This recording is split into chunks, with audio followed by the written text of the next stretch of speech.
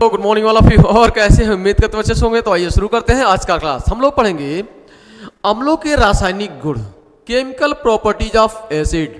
Chemical properties of acid बहुत important topic है ये। बोर्ड एग्जाम 2025 को ध्यान में रखते हुए ये आप प्रैक्टिस कर रहे हैं। आइए, पहला जो गुण होता है वह ये होता है कि कोई भी अम्ल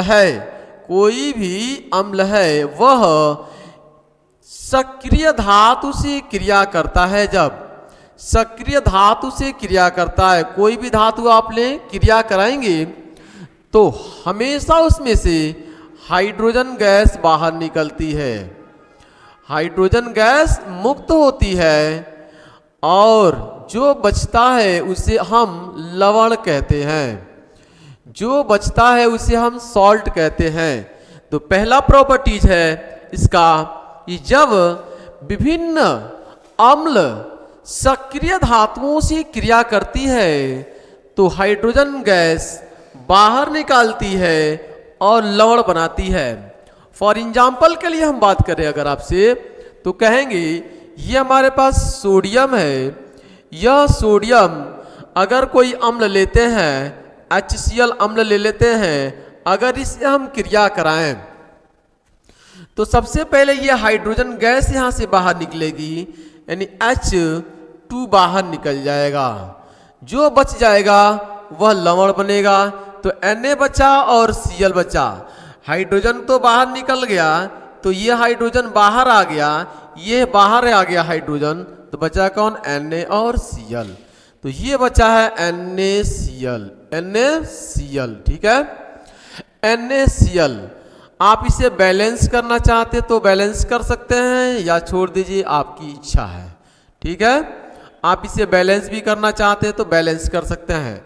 हाइड्रोजन 2 है यहाँ पे, तो यहाँ पे हाइड्रोजन 2 चाहिए तो 2 से हम गुणा कर देंगे। ठीक है, तो Cl 2 हो गया, तो यहाँ पे भी 2 से गुणा करेंगे, तो सोडियम 2 हो गया, तो 2 यहाँ से गुणा करेंगे। ठीक है, बैलेंस करने के लिए आपको चैप्टर नंबर 1 में बताया गया है ये बात। फॉर एग्जाम्पल दूसरा कोई एग्जाम्पल लेते हैं हम। दूसरा एग्जाम्पल लेते हैं, सोडियम ही रहने दें और किसी दूसरा अम्ल ले लें।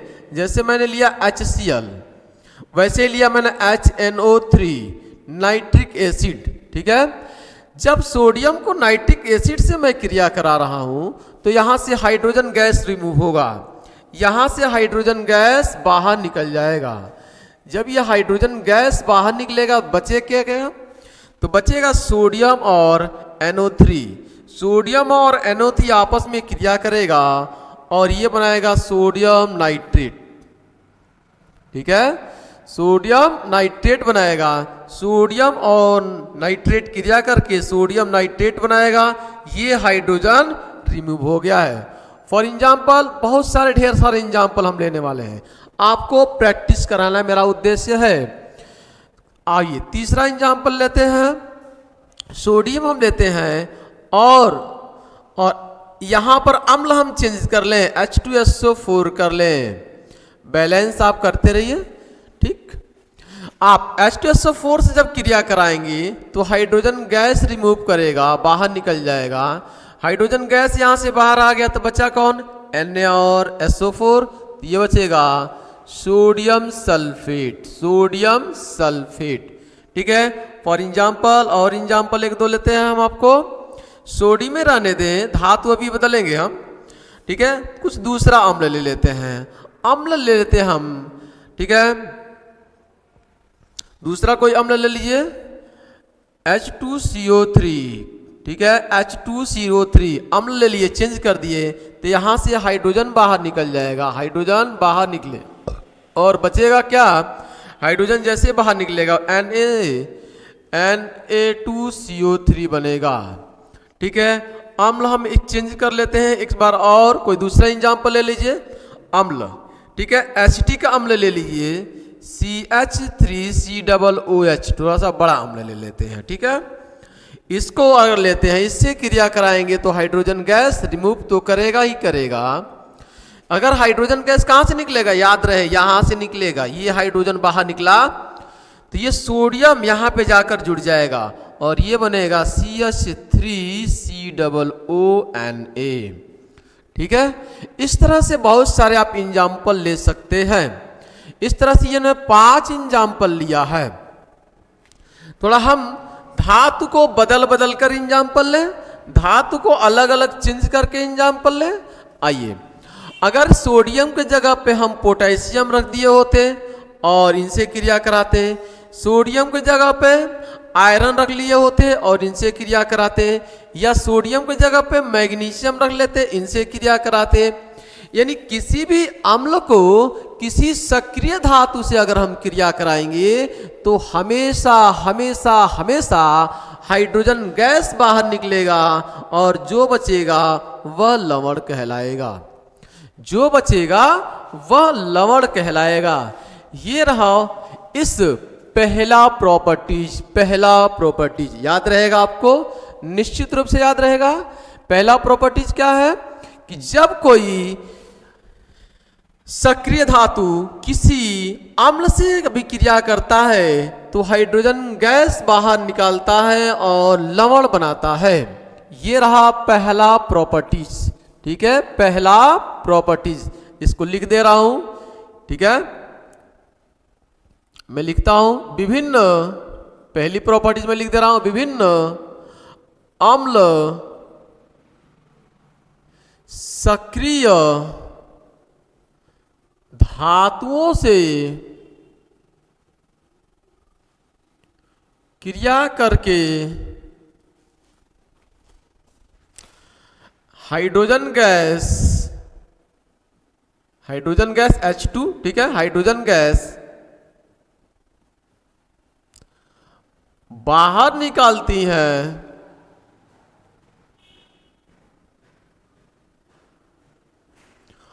और लवण बनाती हैं ठीक है ना। ये रहा इसकी पहली प्रॉपर्टीज। ठीक है, कि विभिन्न अम्ल सक्रिय धातुओं से क्रिया करके हाइड्रोजन गैस बाहर निकालता है और लवण बनाता है। ये पहला प्रॉपर्टीज रहेगा। आपके लिए मैं होमवर्क दे रहा हूं, सिंपल, आप इसको बनाइए, मेरे साथ साथ बनाइए आप। ठीक, मैं लिख रहा हूं यहाँ पे पोटेशियम, यहाँ पे HCl है, क्रिया कराइए। यहाँ पे पोटेशियम, यहाँ पे HNO3 है, क्रिया कराइए। यहाँ पे पोटेशियम, यहाँ पे आपके पास H2SO4 है, क्रिया कराइए। यहाँ पे पोटेशियम, यहाँ पे CH3COOH है, आप क्रिया कराइए। यहाँ पे पोटेशियम, यहाँ पे ठीक है HCN है, आप क्रिया कराइए। ठीक है, हाइड्रोजन साइनाइड है, ये भी एसिड होता है, सबसे वीक एसिड होता है, सबसे कमजोर एसिड होता है। ठीक है, अम्ल क्या है भाई, सिंपल, मैंने आपको इसके पहले वाले लेक्चर में बताया कि जो स्वाद में खट्टा होता है अम्ल है। ठीक है, यदि आप किसी जलीय विलयन में डालते हैं तो वहां से H+ आयन बाहर निकालता है तो अम्ल है। ठीक, जिसका pH मान 7 से कम होता है वो अम्ल है। यदि अम्ल चेक करना चाहते हैं कि नहीं है तो आप लाइए, ठीक है, नीला लिटमस पेपर और उसके अंदर डालिए, तो वह लाल अगर हो गया तो वह अम्ल है। ठीक है, जिसके अंदर आपने डाला वह लाल हो गया तो अम्ल है। ये भौतिक गुण, सीधी बात है, मैंने आपको बताया कि जो स्वाद में खट्टा होता है वो भौतिक गुण है। ठीक है, नीले लिटमस पेपर को लाल कर देता है, भौतिक गुण है। भौतिक का मतलब जो सामने से दिखाई दे। ठीक है, एसिड को कहीं गिराते हैं तो वहां पे तोड़ देता है उसको, यानी उसका संचारण, उसकी प्रकृति संचारकीय होती है। ये सब बात मैंने आपको पहले वाले लेक्चर में बताया था। ये भौतिक गुण के बाद रासायनिक गुण, केमिकल प्रॉपर्टीज ऑफ एसिड हम लोग पढ़ रहे हैं, बना चुके होंगे। आइए, तो जब पोटेशियम से आप क्रिया कराया है HCl से, तो हाइड्रोजन गैस यहां से बाहर निकला, यानी H बाहर निकला है, H2 बाहर निकल गया, तो बचा क्या, KCl बचेगा। यहां से हाइड्रोजन गैस बाहर निकल गया, हाइड्रोजन गैस बाहर निकल गया, तो बचा क्या, KNO3। यहां से हाइड्रोजन गैस बाहर निकाल दिए होंगे आप, यहां से हाइड्रोजन गैस बाहर निकाले होंगे, तो यहां बन गया पोटेशियम सल्फेट, यहां से हाइड्रोजन गैस बाहर निकला होगा, यहां से हाइड्रोजन गैस बाहर जब निकला होगा तो बचा क्या, यहां बचा CH3COO। यहां से हाइड्रोजन गैस बाहर निकला होगा, यहां से हाइड्रोजन गैस बाहर निकला होगा तो बचा क्या, KCN। ये पूरा का पूरा आप बनाए होंगे, ठीक है, ये पूरा का पूरा आप बनाए होंगे। आइए अगला, ठीक है, अगला घर के लिए होमवर्क आप रखिए है ना, और इसको प्रैक्टिस कीजिएगा। मैं दिया हूं आपको, ठीक है, यहां पर मैग्नीशियम और मैग्नीशियम के साथ आप क्रिया कराइए, HCl को आप बनाइए। मैंने लिखा आपको मैग्नीशियम, मैग्नीशियम के साथ आपको HNO3 दिया, आप बनाइए इसको। मैंने लिखा यहाँ पे थोड़ा एल्युमिनियम ले लीजिए, HCl से क्रिया कराकर इसको भी बना लीजिए, ठीक है, थोड़ा चेंज कर रहा हूँ। यहाँ पे आयरन ले लीजिए, आयरन को आप, ठीक है, HNO3 से क्रिया कराइए और बना लीजिए, ठीक है। यहाँ पर आप जिंक ले लीजिए, जिंक से आप क्रिया कराइए, H2SO4 को आप बना लीजिए, ठीक है। यहाँ पे आप पोटेशियम ले लीजिए, और ठीक है, पोटेशियम मैंने इसके पहले लिया था, तो यहाँ पे ले लीजिए आप आयरन, और आयरन ले लीजिए और आयरन से क्रिया कराइए HCN को और बना लीजिए आप, ठीक है। तो ये आप बनाना है आपको, ठीक है, आप बना लीजिएगा और कमेंट बॉक्स में जरूर कमेंट कर दीजिएगा। आइए दूसरी प्रॉपर्टीज की हम बात करते हैं। दूसरा जो प्रॉपर्टीज है वह क्या है, एसिड के प्रॉपर्टीज नंबर 2, ठीक है, प्रॉपर्टीज नंबर 2 की बात कर ले रहा हूं।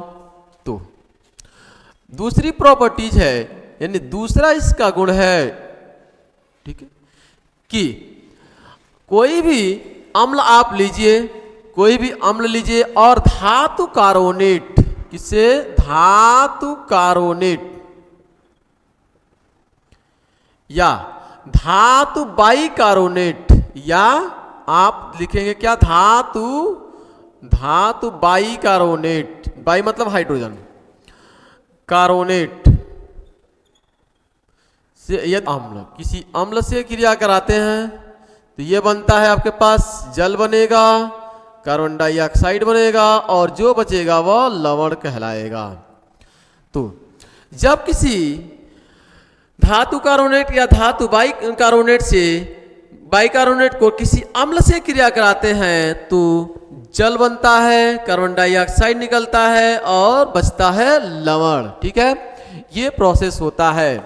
फॉर एग्जाम्पल यदि आप भाषा में लिखेंगे तो ऐसे ही लिखेंगे कि जब किसी अम्ल को धातु कार्बोनेट या धातु बाइकार्बोनेट से क्रिया कराते हैं तो जल बनता है, कार्बन डाइऑक्साइड बनता है और लवण प्राप्त होता है। फॉर एग्जाम्पल कोई मैं धातु लेता हूं, जैसे मैंने लिया Na2SO, ये कार्बोनेट CO3, धातु कार्बोनेट हो गया।